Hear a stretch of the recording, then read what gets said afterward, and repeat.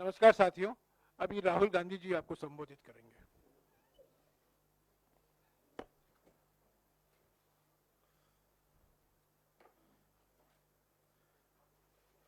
नमस्कार, कैसे हैं आप लोग?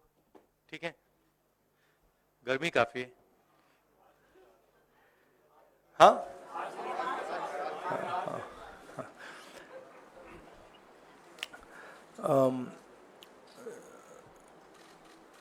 भारत छोड़ो न्याय यात्रा में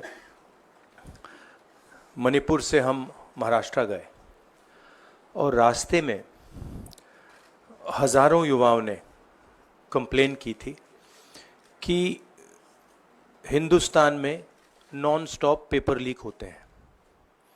और आज आप सबको मालूम है कि NEET paper and UGC NET के जो पेपर्स हैं वो लीक हुए हैं और एक कैंसिल भी हुआ है। कहा जा रहा था कि नरेंद्र मोदी जी ने यूक्रेन की लड़ाई रोक दी थी। मतलब एक ऑर्डर देके जो रूस और यूक्रेन के बीच में लड़ाई चल रही थी उसको रोक दिया था, ब्रेक लगा दी थी। इजराइल और गाजा के बीच में जो लड़ाई चल रही थी उसको भी नरेंद्र मोदी जी ने रोक दिया था। मगर किसी ना किसी कारण जो हिंदुस्तान में पेपर लीक हो रहे हैं उसको नरेंद्र मोदी रोक नहीं पा रहे हैं या रोकना नहीं चाहते हैं। नुकसान स्टूडेंट्स का होता है। जो हिंदुस्तान के स्टूडेंट्स हैं, मैं जानता हूं कि आप इन एग्जाम्स के लिए महीनों सालों काम करते हो।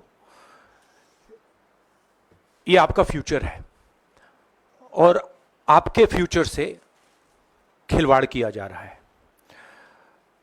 मध्य प्रदेश में व्यापम हुआ और अब उस व्यापम को नरेंद्र मोदी जी और उनकी सरकार पूरे देश में फैलाने का काम कर रही है।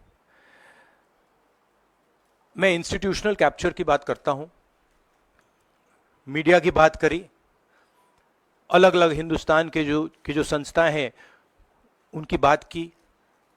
यही एजुकेशन इंस्टीट्यूशंस में हो रहा है। पेपर लीक का कारण है कि सारे के सारे वाइस चांसलर्स, एजुकेशन सिस्टम को बीजेपी के लोगों ने, उनके पेरेंट ऑर्गेनाइजेशन ने कैप्चर कर रखा है। जब तक ये कैप्चर रिवर्स नहीं किया जाएगा तब तक पेपर लीक चलता जाएगा। इस कैप्चर को फैसिलिटेट नरेंद्र मोदी जी ने किया है और ये एक एंटी नेशनल एक्टिविटी है, क्योंकि ये देश का भविष्य है और इससे हिंदुस्तान के युवाओं को, स्टूडेंट्स को जबरदस्त चोट पड़ती है। इंक्वायरी चल रही है, एक को आपने कैंसिल कर दिया है, अब पता नहीं दूसरे को कैंसिल किया जाएगा या नहीं किया जाएगा। बट कोई ना कोई तो इसके लिए जिम्मेदार है और उनको एकदम पकड़ा जाना चाहिए और उन पे एक्शन लिया जाना चाहिए। आपके कोई सवाल हो? साथियों, मैं गुजारिश करूंगा सवाल आपके इसी विषय पर। हाँ प्लीज। हाँ, sorry. So, when I went on my Bharat Jodo Yatra, the second one, throughout the route, students were telling me that paper leaks are endemic in India. They study, they work hard, honest students suffer, and students who want to cheat benefit. And this was repeated again and again and again and again. Now we are seeing an expansion of the idea of Vyapam across the country. BJP states have had to deal with this. Uttar Pradesh has had to deal with this. Madhya Pradesh has been a center of this. Gujarat has been a center of this. And now they have expanded this idea to the rest of the country. This is extremely damaging to students. And it's happening because all our institutions have been captured. Our vice chancellors are placed not based on merit, but because they belong to a particular organization. And this organization and the BJP have penetrated our education system and destroyed it. What was done by Mr. Narendra Modi to the economy with demonetization has now been done to the education system. Youngsters, I want you to know that the reason this is happening and the reason you're suffering is because an independent, objective education system has been demolished, and it has been replaced by an education system that is captured by the BJP, captured by their parent organization. And until this capture is released, you are going to suffer. You're going to see cancellations of your exams. You're going to see paper leaks again and again and again. One paper has been cancelled. We don't know what is going to happen to NEET. But whatever happens, it should not be done in a arbitrary fashion. The rules that apply to one paper should apply to another paper. And it is very important that the people who are guilty here are brought to book and they are punished. Thank you.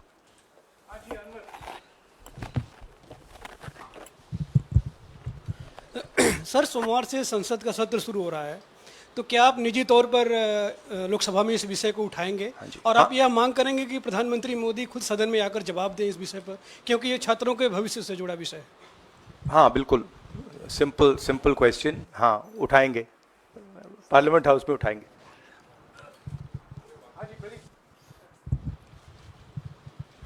Thank you sir. Rahul ji मैं इधर हूँ. सवाल ये है कि जो education system इस वक्त है और जिस तरीके से जो पेपर लीक हुए, जिसका आरोप भी आपने लगाया और जो सामने भी आया है, रद्द भी हुआ है कल परीक्षा, लेकिन सबसे बड़ा सवाल ये है कि बदलाव क्या होने चाहिए, वो बदलाव जो इससे परीक्षा लीक रुके, वो क्या आपके पास फार्मूला? हमारे मैनिफेस्टो में हमने लिखा था. देखिए, 2-3 चीज़ें हैं. सबसे पहले जो शिक्षा का सिस्टम है उसको एक संगठन ने कैप्चर कर रखा है. अपने लोगों को हर पोस्ट पे यही डालते हैं. वाइस चांसलर्स की लिस्ट निकाल लीजिए, पता लग जाएगा. तो इसको रिवर्स करना होगा.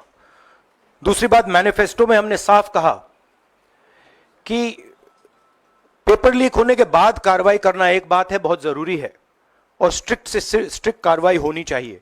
मगर हमने यह भी कहा था कि पेपर लीक होने से पहले जो सिस्टम्स हैं, जो यूनिवर्सिटी के एग्जाम्स के रूल्स हैं, सिस्टम्स हैं, इनको फिर से असेस करना पड़ेगा, इनको स्टडी कर रीडिजाइन करना पड़ेगा. ये दोनों काम हमने अपने मैनिफेस्टो में साफ लिखे हैं और विपक्ष दबाव डालकर ये दो काम सरकार से करवाने की कोशिश करेगा.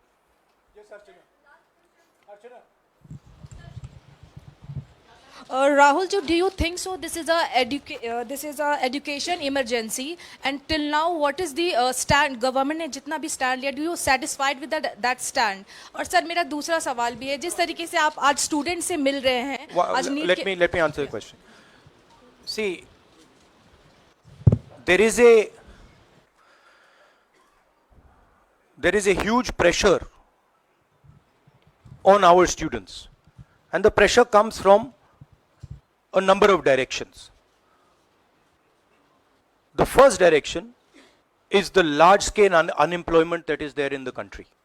Everybody understands it, everybody knows it, and one of the reasons the government suffered in this election was that all youngsters believe that Mr. Modi is incapable of solving the employment problem. So that's the first thing. Second thing is there's huge pressure because of this, and there are very few avenues for students. In all areas, right? So you've cut off the job avenue. Now you're cutting off the exam avenue. You're saying, you can take an exam, you can study, you can work as hard as you want. On the last date, we're going to tell you that the exam is cancelled. So, that avenue is also shut. You've shut avenues like Agniveer. You've shut avenues like the public sector. So the youth of India have nowhere to go. It doesn't matter whether you're an IIT graduate, IIT student, or you're trying to join the army. The youngsters in India simply have no way through. And it's not just an educational crisis. It's a crisis in pretty much every sphere that we are facing. Now, before the elections, it was very clear that there was massive control of the media, massive control of the other institutions, so people were quiet. Now people are very clear that we are sitting on a disaster and we've got a government that is crippled, cannot do the job. It's literally walking around on one leg, right? So, yes, it's a crisis. It's a profound national crisis. It's an economic crisis. It's an educational crisis. It's an institutional crisis. So, but I don't see any response. I don't even see the capability of a response, right? So, हाँ नहीं 1 second. Bihar का भैया हमने कहा है कि inquiry होनी चाहिए और जो भी जिन्होंने भी पेपर लीक कराया है उनके खिलाफ कार्रवाई होनी चाहिए. राहुल जी, चूंकि ये मामला नेशनल लेवल पे भी एग्जाम्स में हो रहा है, स्टेट लेवल्स में भी एग्जाम्स में कई जगह इस तरह के पेपर लीक की घटनाएं होती है और करोड़ों छात्रों का जीवन अधर में लटक जाता है. आपको लगता है कि एक सख्त कानून बनाने की जरूरत है संसद में कि इससे निपटने के लिए? कैसे होगा, क्योंकि छात्रों का जीवन नहीं, बर्बाद सख्त कानून आफ्टर द फैक्ट है, वो होना चाहिए. मगर अगर आप मेरिट के बेसिस पर लोगों को नहीं जॉब देंगे, अगर आप आइडियोलॉजिकल लोगों को वाइस चांसलर बनाएंगे, इनकेपेबल लोगों को वाइस चांसलर बनाएंगे, एग्जाम्स के जो स्ट्रक्चर्स हैं, एग्जाम लेने के स्ट्रक्चर्स हैं, उनमें आप आइडियोलॉजिकल लोगों को डालेंगे तो ये काम होगा. ये इसका सबसे बड़ा कारण BJP and its parent organisation ने जो कैप्चर किया है ये है. और अगर आप कल्प्रिट ढूंढना चाहते हैं तो मैं आपको बताता हूं, जिन लोगों ने हिंदुस्तान के इंस्टीट्यूशंस को डिस्ट्रॉय किया है, जो पहले ऑब्जेक्टिव हुआ करते थे, इम्पार्शल हुआ करते थे, वो आज इम्पार्शल नहीं है, ऑब्जेक्टिव नहीं है, आइडियोलॉजिकल बना दिए गए हैं और मीडियोकर लोगों को इन इंस्टीट्यूशंस में बैठा दिया गया है. इसका मेन कारण यह है और इसका आप एपिसेंटर देखिए. पूरा देश जानता है, युवाओं आप सब जानते हो कि इसका पहले एपिसेंटर मध्य प्रदेश हुआ करता था. वहां पे 40-50 लोगों की हत्या हुई थी, ये तब शुरू हुआ था. आप जानते हो कि गुजरात में, उत्तर प्रदेश में और मध्य प्रदेश में इन चीजों का एपिसेंटर है. और आप ये भी जानते हो कि बीजेपी के लोग कहते हैं कि हमारी लेबोरेटरी मध्य प्रदेश और गुजरात है. तो लेबोरेटरी से यह काम शुरू हुआ है और अब यह काम देश में फैल रहा है और आपका इससे नुकसान हो रहा है. जब तक ये रिवर्स नहीं किया जाएगा, जब तक हिंदुस्तान के इंस्टीट्यूशंस इनके हाथों से नहीं छीने जाएंगे और इफेक्टिव, ऑनेस्ट, इम्पार्शियल लोगों के हाथ में नहीं जाएंगे, तब तक ये होता रहेगा. और मैं आपको बता रहा हूं, जब तक बीजेपी रहेगी ये बढ़ता जाएगा.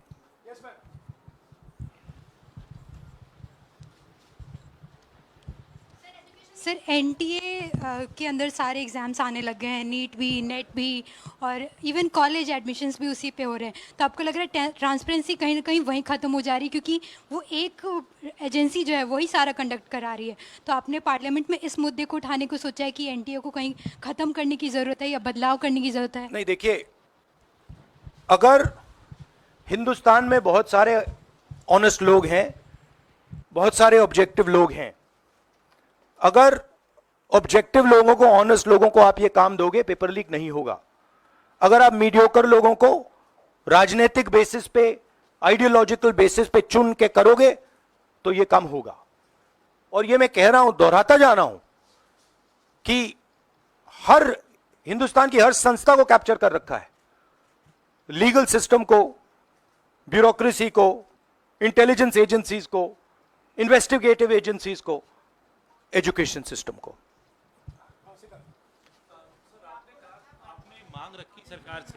आपने अपनी मांगे रखी हैं सरकार से, लेकिन सरकार के पक्ष पहले ही सामने आ गया. एनटीए को जो एनटीए है एजेंसी, उसको क्लीन चिट एक तरीके से एचआरडी मिनिस्टर ने पहले ही दे दी है. तो सरकार का तो कहीं ना कहीं पक्ष साफ दिखाई देता है. उनका आगे आप लोग कैसे जाएंगे इसको? उनकी क्रेडिबिलिटी इन बातों में है ही नहीं. वो क्लीन चिट दें उसका कोई मतलब ही नहीं है. उनकी जीरो क्रेडिबिलिटी है. सब लोग जानते हैं कि एपिसेंटर मध्य प्रदेश, गुजरात एंड उत्तर प्रदेश. सबसे ज्यादा मेरी यात्राओं में सबसे ज्यादा पेपर लीक की बात यहीं आई थी, उत्तर प्रदेश में आई थी, मध्य प्रदेश में आई थी।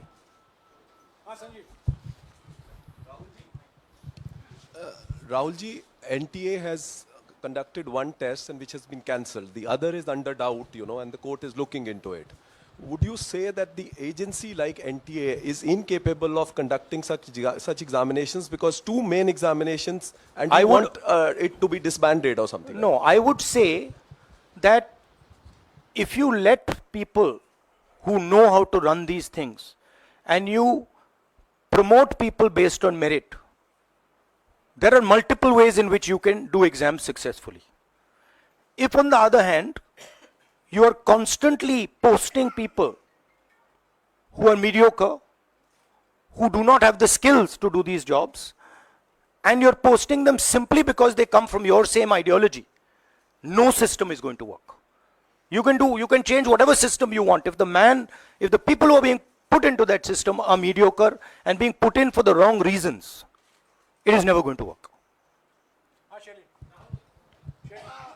Sir, Last question. Sir, NEET, specifically on NEET examination, there is of course an investigation that is going on, but the scheduled counselling session is not been delayed. It is going to happen as per schedule. So do you think that this is a mere eyewash when it comes to the investigation, saying that investigation bhi ho rahi hai, but then they are not delaying the Look, session? they can eyewash whatever they want, but they are going to get such pressure from the opposition that they're going to think twice about whatever they're doing. Because we are not going to allow this type of activity to be done as far as our students are concerned. Our students sit there, they work, they spend months, they dream about these exams for years, they spend huge amount of money. So the opposition is simply not going to allow any of this eyewash that is taking place. We will make sure that we put so much pressure on them that this issue is resolved. Okay, Janendra, last question. Sir, Janendra, jaldi.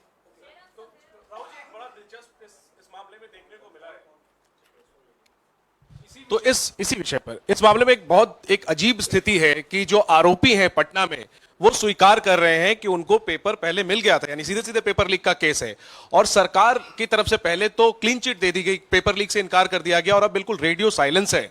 Net cancel हो गया, NEET पर अभी भी स्थिति साफ नहीं है। तो ये जो स्थिति है, आरोपी कह रहे हैं पेपर लीक हुआ, मंत्री कह रहे हैं नहीं हुआ, इस पर आप क्या सोचते हैं? और नो कॉन्फिडेंस मोशन पार्लियामेंट में आप लोग लाने की कोशिश करेंगे? Silence is because Prime Minister is crippled. Right now, Prime Minister's main agenda is the Speaker. So he's not bothered about NEET, he's not bothered about all these things. He's bothered about कि भैया मेरी सरकार निकल जाए यहाँ से और मेरा speaker बन जाए. Right? That is where he is right now. That's where his mind is. Right? So, essentially the main thing is that we have a government now, right, and a Prime Minister now, who will find it very difficult to function. The Prime Minister, if I might say so, is psychologically broken. He has collapsed, psychologically collapsed. And he will struggle, knowing his personality, he will struggle to run a government like this. Because his entire sense of running a government, the idea of running a government, Mr. Modi's idea is to generate fear in people, to frighten people, to make people not speak. You're aware of that. Now what has happened is people are not scared of him. And you saw the other day, I think somebody in Varanasi itself threw a chappal on his car. Right? So it's very clear. The basic concept of Modi has been destroyed in this election. If we were faced with if right now you had a Vajpayee ji or a Manmohan Singh ji, they might be able to survive what they are faced with. Because there is humility, there is conciliation, there is respect. But Narendra Modi does not believe in any of these things. Narendra Modi believes my way or the highway. And now suddenly is found that earlier there were Congress people who were not scared of him. Now nobody in the country is scared of him. Right? So psychologically it's almost a fatal blow for the Prime Minister.